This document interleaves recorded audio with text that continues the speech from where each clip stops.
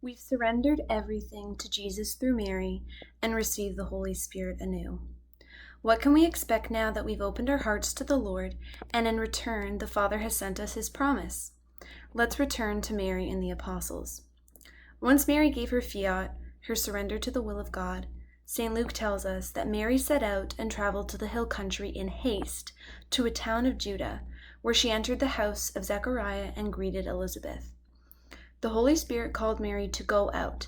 He sent her on a mission to go and visit her cousin Elizabeth, and not only did she go, but she went with haste. She went there quickly, immediately. When St. Peter and the other 11 apostles received the Holy Spirit in the upper room, what did they do?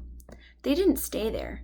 Peter began to preach to the crowd who heard them speaking in different languages, and began to boldly proclaim that Jesus, exalted at the right hand of God, he received the promise of the Holy Spirit from the Father and poured it forth, as you both see and hear.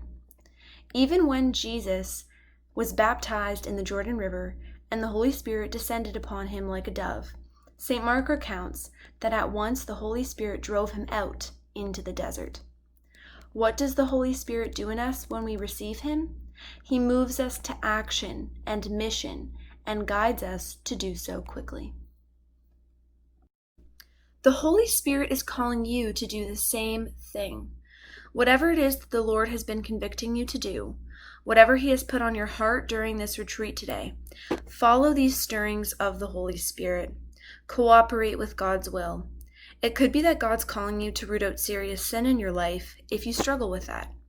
It could be that the Lord wants you to further commit yourself to daily prayer, or he wants you to take up a new prayer each day, like the Holy Rosary or the Divine Mercy Chaplet.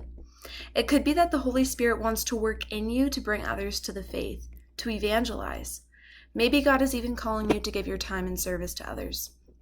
Whatever it may be, the important thing is that, like the Blessed Mother and St. Peter, we listen to God's call and heed it. We have to act. We have to follow the mission that God has given us. We have to cooperate with the graces that God is giving us.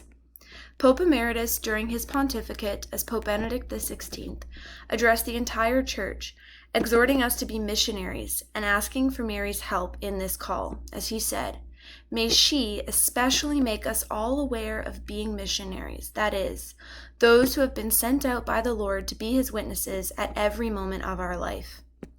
We must be missionaries who at every single moment are witnesses to Jesus and his church. Ask for Mary to help you as you go forth, just as she interceded for the apostles at Pentecost. Thank the Father for his promises of Jesus and the Holy Spirit. Walk in the boldness of the Holy Spirit. He will be your guide.